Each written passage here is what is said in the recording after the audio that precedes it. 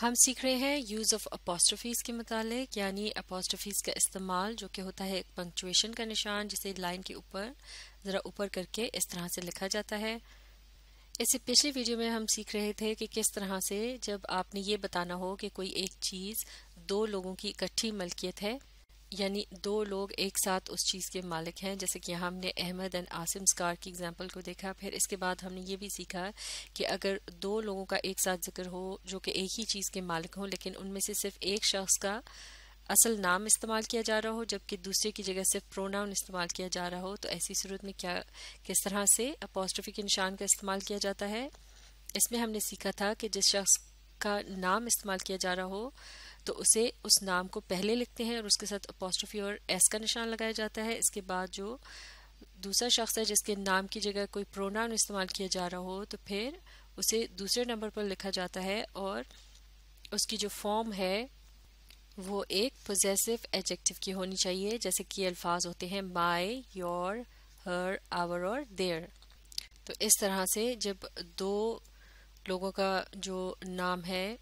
वो possessive form में इस्तेमाल किया जा रहा हो, जैसे कि लफ्ज़ आसिम के साथ यहाँ अपोस्ट्रोफी एस का इजाफा करने से ये भी आप पोजेसिव फॉर्म में है,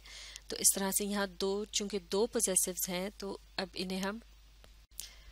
कॉम्पाउंड पोजेसिव्स भी कह सकते हैं, कॉम्पाउंड पोजेसिव्स। और ये जो तरीका यहाँ बताया गया था कि ऐसी सूरत में आपने क्या करना है, कोशिश करनी है कि जो प्रॉपर नाउन है या किसी शख्स का असल नाम है उसको पहले लिखा जाए और उसके साथ अपॉस्ट्रोफी और एस का इस्तेमाल किया जाए और बाद में ये जो है पोजेसिव एडजेक्टिव उसे जुमले के अंदर लिखा जाए। इसकी मदद से आप काफ़ी कन्फ्यूजन वगैरह से यानी मुश्किल से बच सकते हैं और आपकी बात जो है क्लियर या वाज़ेह तौर पर समझ आ सकती है। मिसाल के तौर पर इस एग्जाम्पल को देखिए, a picture of her and Umar's house, यानी उसकी और उमर के घर की तस्वीर। अब इस जुमले को पढ़ने के बाद ये बात क्लियर नहीं हो रही कि आया वो और उमर जो है वो दोनों एक ही घर के मालिक हैं या फिर क्या किसी ऐसी तस्वीर के मुतालिक बात हो रही है जिसमें कोई खातून जो है या लड़की वो उमर के घर के सामने खड़ी हैं। तो लिहाजा इस कंफ्यूजन से बचने के लिए लिहाजा अगर आप ये कहना चाह रहे हैं कि ये दोनों ही लोग एक ही घर के मालिक हैं तो फिर और ये जो तस्वीर है वो इन दोनों के घर की है, तो फिर इस कंफ्यूजन से या मुश्किल से बचने के लिए यही उसूल जो है वो काम आएगा कि आप पहले उमर्स लिखें और फिर उसके बाद हर का लफ्ज़ इस्तेमाल करें। यानी ये जुमला दुरुस्त जुमला इस तरह से होना चाहिए, a picture of Umar's and her house. तो इस तरह से आप कंफ्यूजन से बच सकते हैं और इस जुमले को पढ़ने के बाद आसानी से समझ आ रहा है कि अब की बार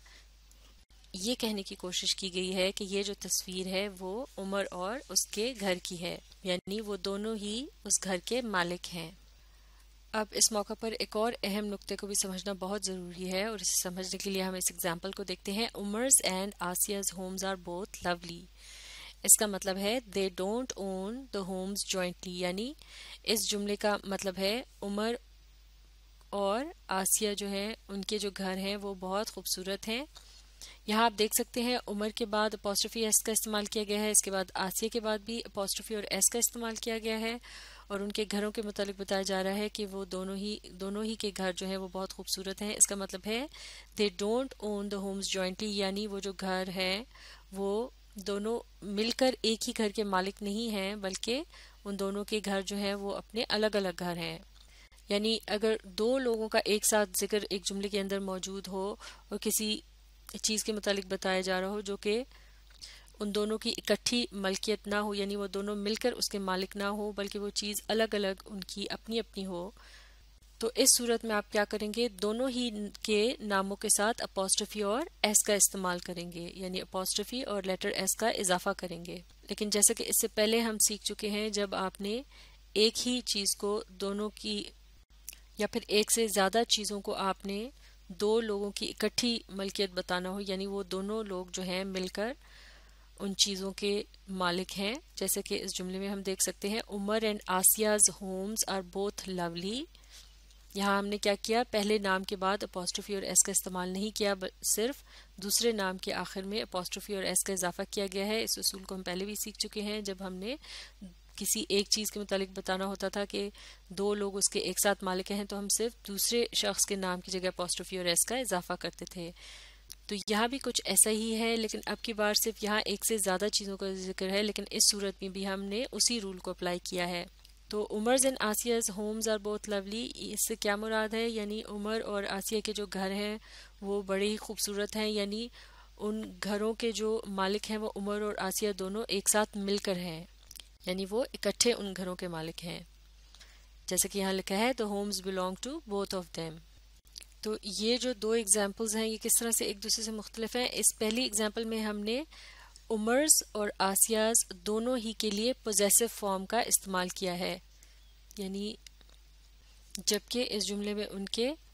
असल नामों का इस्तेमाल किया जा रहा है, यानी किसी भी नाम की जगह प्रोनाउन का इस्तेमाल नहीं किया जा रहा। और हमने ये बताना है कि वो अलग अलग दो मुख्तलिफ चीज़ों के मालिक हैं, लेकिन उन दोनों जो लोग हैं उनके नामों का जिक्र एक साथ जुमले के शुरू में आ रहा है एक सब्जेक्ट के तौर पर। तो ये जो इनकी फॉर्म है, यानी अपॉस्ट्रोफी एस क्योंकि इनके साथ लगाया गया है, माफ़ कीजिएगा, तो ये जो फॉर्म है ये क्या कहलाई जाती है, पोजेसिव फॉर्म। जबकि इसके मुकाबले में अगर ये दूसरा जुमला हम देखें जिसमें हमने एक ही चीज़ या बहुत सी चीज़ों को का जो मालिक है वो दो लोगों को एक साथ बताना चाहा है, तो यहाँ क्या है कि पहले नाम के साथ हमने अपॉस्ट्रोफी एस का इस्तेमाल नहीं किया, लिहाजा ये पोजेसिव फॉर्म नहीं है। इनमें से सिर्फ एक जो लफ्ज़ है वो पोजेसिव फॉर्म में इस्तेमाल हो रहा है जो कि दूसरे नंबर पर आता है। तो लिहाजा से ये बात क्लियर हो गई, जब दो लोग एक साथ मिलकर किसी चीज़ के या ज़्यादा चीज़ों के मालिक हैं तो उनमें से उस जुमले में आपने सिर्फ दूसरे नंबर पर आने वाले नाम को पोजेसिव फॉर्म में इस्तेमाल करना है। जबकि अगर दो लोग अलग अलग चीज़ों के मालिक हैं तो फिर उस सूरत में उस जुमले के अंदर आपने दोनों ही केस को पोजेसिव फॉर्म की सूरत में इस्तेमाल करना है। तो इन एग्जाम्पल्स की मदद से अब हम अगले रूल को समझने की कोशिश करते हैं। In cases of separate rather than joint possession, use possessive form for both। जैसे कि इस पहली एग्जाम्पल में हमने देखा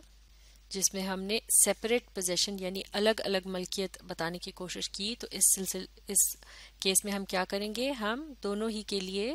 पोजेसिव फॉर्म का इस्तेमाल करेंगे जैसे कि आपने इस एग्जाम्पल में देखा। तो इस तरह से ये था तरीका दो लोगों की एक साथ मलकियत बताने का या पोजेशन बताने का। और ऐसा करने के लिए अपॉस्ट्रोफी का इस्तेमाल किस तरह से किया जाता है, इसे सीखने के लिए आप इस वीडियो को रिप्ले कीजिए और इसके साथ साथ पढ़ने, समझने और लिखकर प्रैक्टिस करने की कोशिश जारी रखिए। इससे अगली वीडियो में हम अपॉस्ट्रोफी से मुतालिक एक मुख्तलिफ रूल सीखेंगे।